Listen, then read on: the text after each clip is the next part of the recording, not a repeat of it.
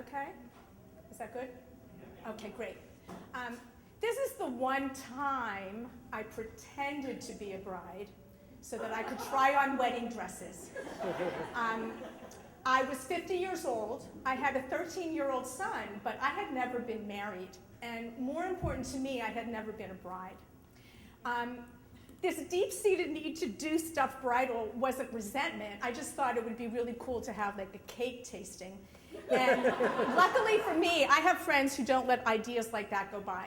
So before you know it, we had picked a date and I was going to try on dresses. The plan was that we would all meet at our friend Loretta's house for a sleepover, and then we would wake up the next day and go to a nearby salon, which Loretta insisted was just tacky enough for drop-ins. And I honestly thought this was not a scam. I thought this was a Oprah-approved, life-affirming event, and I couldn't wait. So, you know, the weekend of the event was beautiful. I get to Loretta's house. She's gone above and beyond. She has decorated for a bridal shower, including this huge life-size groom balloon that you could punch like a punching bag. And she's making signature cocktails. I'm opening gag gifts. And so, honestly, we were cackling. We were actually cackling. And it is this signature cackle that has garnered for this particular group of women the affectionate nickname, the Coven.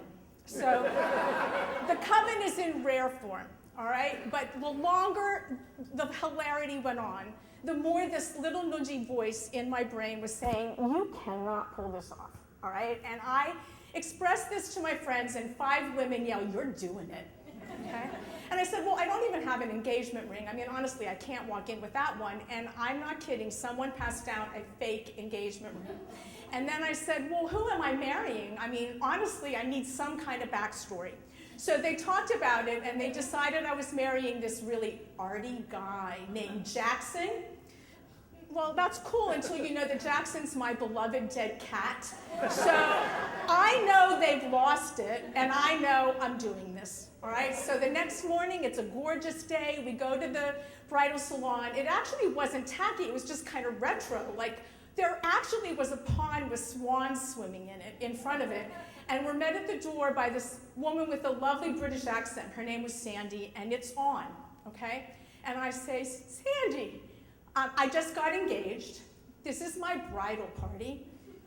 Jackson and I are not traditional. We probably won't have a traditional wedding. We'll get married on a farm or a beach, so I will not buy a gown today. But just for fun, I wanted to try on some really simple gowns. At which point, Sandy began to pull out the biggest dresses I've ever seen in my life.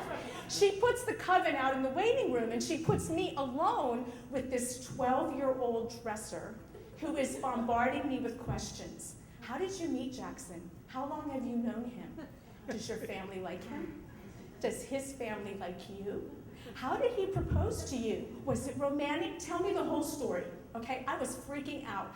I literally broke out in hives. I had red splotches all over me. And to make matters worse, Sandy comes in because it takes 2 people to put the Elizabethan gown on me.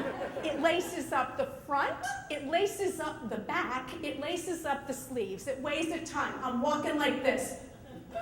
And I go out into the waiting room, and this is where you get to the part of the story that Loretta likes to call the shit you can't make up, all right?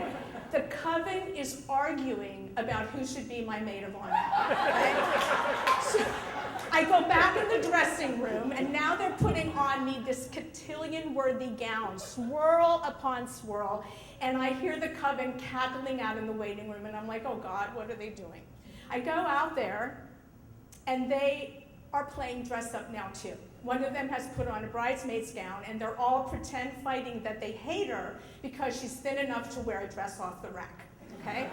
So they're laughing, but I look around and I see Sandy's laughing, the 12-year-old dresser is laughing, the other brides are laughing, their mothers are laughing. Everybody's having a really great time because of these 5 women. And one of them looks at me, she gives me like this look, and it's saying, this is so much fun, and this is all for you. and that's how I knew I was a bride, okay? Except Sandy wasn't going to let us out of there without buying a dress. And by the time we left, I was so freaked out, I was making my friends tip her like a waitress. And I went home dragging my groom balloon. I was exhausted, but it was a great day. End of story, right? No. I come home from work in 2 weeks, and there's a message on my phone, and I recognize that British accent. Hello, it's just Sandy, and she's calling to find out if I'm buying the dress.